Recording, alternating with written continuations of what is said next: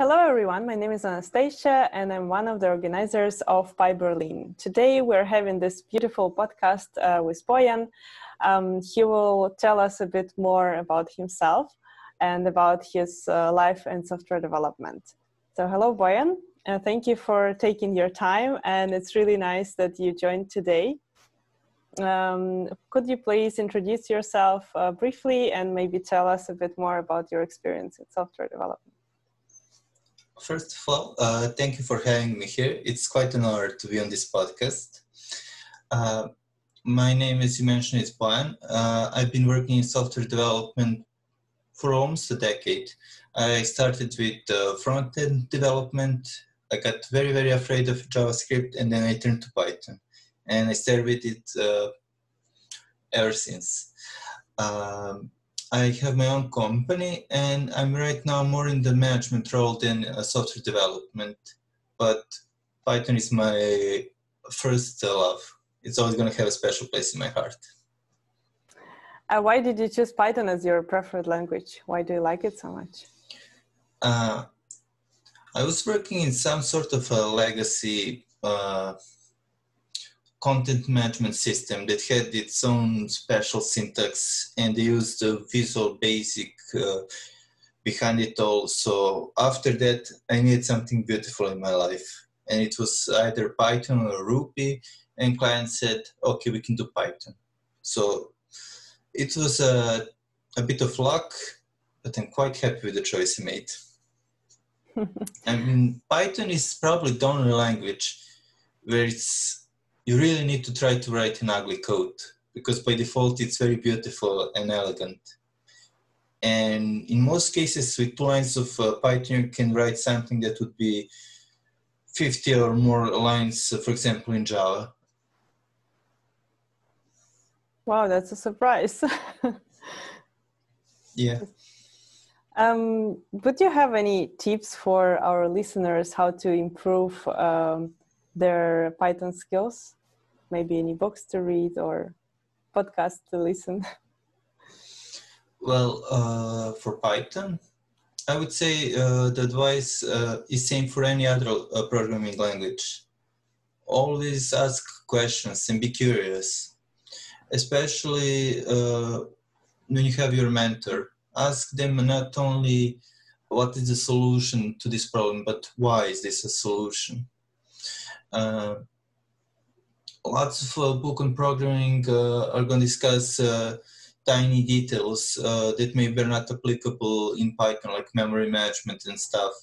But it's quite useful to know things under the hood. I know when I was starting, for me, the book I really liked was Elegant Python. I'm not sure if that's the exact name, but it was focused just on syntax, how to write code that is beautiful. And I think that's probably the best advice for Python. If it doesn't look beautiful, something is wrong with that code. Write it until it's beautiful. I love this advice. Really nice. I wish I would know this before. Yeah. As you mentioned, you have your own consultant agency. Why did you choose this path of being more like a freelancer than working for a company? Well, I tried working in corporation, and I didn't quite like it, especially since there was tons of bureaucracy and very little development. So I actually started my own company to get away from bureaucracy and to actually start writing program. Then somewhere along the way, I realized the main reason I love leading a company is because I get to choose projects I worked on. And the stuff I work on is something that is very interesting, and I'm passionate about that. Something that fulfills my day, not something that I do just for the money. Just to be clear, I love money. But having something you love that brings you money is a very good bonus. Sounds like a dream team. Yeah, and also I get to pick people I work with. That's probably the main reason also, because when you work in corporations, you just get put into a team with people and you need to get along with them. And here I get to pick people who are curious by nature, somebody who's always going to try to see, oh, is this the best solution or not? Because, for example, for me, the hardest thing when I'm mentoring somebody is to teach them that when I ask them a question, they don't have to tell me an answer. They can take a look at the Google and stuff like that. It's completely okay to use Google. This is not an exam in faculty offices. And they can always question my code. I write my fair share of legacy code and technical debt. And it's very useful when somebody can call me up on that. For example, I got very proud of my junior developer the other day because she told me, this is not a nice code. It's not consistent with other naming practices. And I was like, you're completely right. I did make a mistake there. And having that ability where it's not top-down management, but we're all communicating, that's something that I really love. Wow, sounds fantastic to have all the developers and to share the ideas and to help each other. Well, it only works right now because we're a small company. It's currently 7 of us. That team dynamic is something I would like to preserve as we grow, but it's probably going to change and stuff. So I like the current state, but we'll see how it develops. You also mentioned that right now you're more in a managerial position. So what does this role mean to you and how does your workday look? Well, that means a lot more meetings and believe it or not, it involves lots of problem solving, but it's much harder because it's soft skills. You need to discuss with clients, get requirements, get them to understand the problem because they often think they want something, but in reality they want something that's completely opposite of that. So you need to see the world from their eyes and also always explore wider, see what's competition doing, how we can do better. And so my day would be one daily meeting, second daily meeting, doing some research for my clients, then doing some mentoring with junior developers, then another meeting with the client where we discuss project vision. And after that, it's just time for me and programming and some podcast guests as well. Nice. And do you have any percentage in mind? How much code can you write in your day? I would say about 40%, which is much less than I would like to, because in my soul, I'm more of a developer than a manager. Yeah, but 40%, that's not zero. That's quite a lot as well. That's also a nice perspective. Let's stay positive.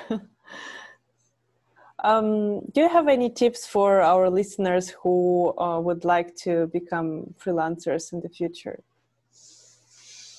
Okay, that's a very hard question and something that I'm also working on because right now my biggest problem is getting new clients and establishing a stable client base with a constant cash flow, which is something I think every freelancer is struggling with.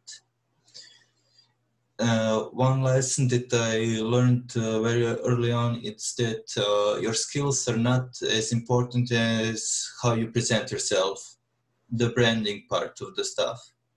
Now, I haven't used that much Upwork and other freelance platforms, but most of my work went to recommendations from clients that worked with me earlier and stuff like that. So what I'm doing now is focusing on building a brand of our company and trying to establish some sort of a presence online. So that part is very difficult, and it's not something that you would expect from freelancer, because first question for somebody starting in freelance is, okay, how do I start working in this programming language to solve these problems? And in reality, it's more like, how do I establish myself as somebody who can solve these problems, and how do I explain, communicate well with client requirements and stuff like that. So when you move from a corporate to freelance position, there's much more soft skills than an actual programming skills required, which is something I think a lot of people underestimate. Yeah, that's very true. Would you suggest to learn something specific before becoming or thinking of even becoming a freelancer? Stress management. It's quite stressful being freelancer, I'm not gonna lie. And learning to manage yourself is probably the first step in that regard. And also read tons of books. You're gonna need lots of knowledge. And also read for fun. Reading is always good. Yeah, that's a really good advice. I also know I met you at the conference, and I know that you have a big experience speaking at the conferences and meetups. So how was your experience so far? Well, I look at myself as a junior speaker because I haven't had that much experience speaking at the conference, and I'm always, every time I look at my talk, I'm thinking, okay, this can be improved quite a lot. But the thing that makes it unique in Python community is that everybody is very welcoming and everybody is there to help each other, and it's quite easy to get advice and help from other people. For example, Chuk is an amazing developer and speaker. I think there isn't a conference on the world that she hasn't spoke at. And she was a quite amazing mentor. She gave me quite a bit of tips. Also, Lays from EuroPython, she's amazing at making presentations and stuff. She helped me quite a lot with organizing my talks and presenting them better. So basically, it's not my work as much as my mentors, because I learned and I'm learning quite a lot from them. And Python is very unique in that regard because, as I said, community is absolutely amazing. So if you're thinking about it, learn Python. It's amazing in every way possible. Learn Python and speak for meetups and conferences. Yes. Especially for PyBerlin, of course. Yes. PyBerlin is the best conference ever, not just because they have me on podcasts. Yeah, definitely. What would you suggest to keep focus on while preparing the talk?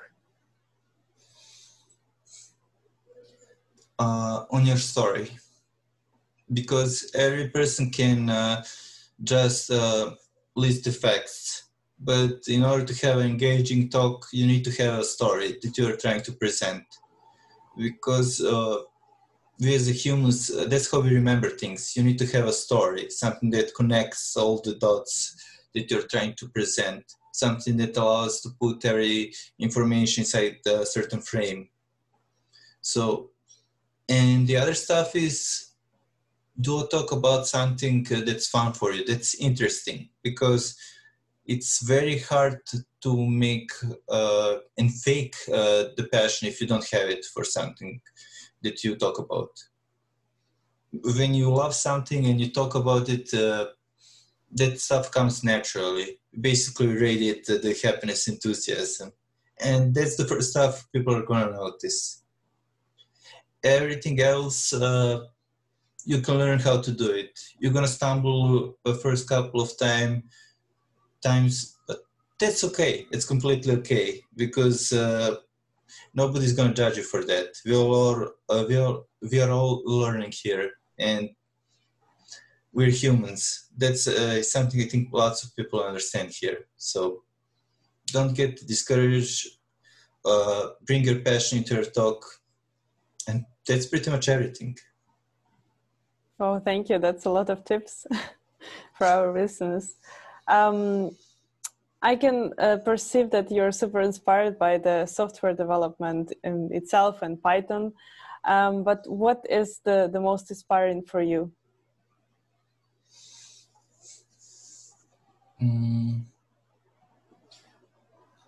The most inspiring for me? Okay, this is going to be a weird answer, but it's my French teacher. Because I'm absolutely horrible at French, especially grammar. I'm learning French, I think, 2 or 3 hours every day for the last 2 years, and I'm still around B1 level. But my French teacher, she has limitless patience with me, and she's always trying us another method to help me learn stuff. And that's something that it's amazing to me. It's something I learned from her to adapt to my mentees. When I'm teaching somebody, I always keep it in the back of the hand. Okay, I can try another thing, because it's not problem in the person I'm mentoring, it's my style. I need to try a different approach. So for me, having ability to work with a person like that has greatly impacted me as a teacher and mentor. I learned quite a lot, and also it kept me very humble, because it's quite easy to get an ego when you are, I developed for 10 years. Start learning French grammar. It's very logical, much simpler than English, and I still have insane trouble with that. So that is the stuff that keeps me humble. I think I have a similar story to share about German. Yeah, when you have a big experience in software development, and then you're, or even small experience, you just need to move to Germany, and then find out that you cannot even buy anything outside, because you don't even know the names of the food itself. Like, you can buy not something that you wanted to, because you could not translate the name of it. Yeah. Yeah, that sort of experience is humbling, and small victories are absolutely amazing. You get to understand how it's for the junior developers. One of the things I'm most proud of in the previous year was ordering a lemonade in Paris Cafe. I was so happy. I used French and I got the lemonade. It's super basic stuff, but for me that was like climbing the Mount Everest. And you got what you ordered, right? Yes. Strangely, yes. Yeah, there was a win. Definitely. And to wrap it up, could you please share one advice about software development for our listeners? Yes. Most common misconception when people start learning programming is that they think they are going to be working with machines and compiler, and it's going to be a lot of mathematics and programming. And in reality, most of the time you're going to be spent talking with other people, trying to figure out what you need to do instead of actually doing that. So don't underestimate soft skills. They are going to be majority of your work, especially as you move up the seniority chain. You're going to spend less and less time of your day programming. That's a really good advice. I think it would be helpful for everyone starting career or continuing, or even just thinking of software development in the future. So thank you, Bojan, for spending your time today with us, and hope to see you in the next sessions of the podcast or the PyBerlin meetup. Thank you very much for having me, and it was a wonderful experience being here.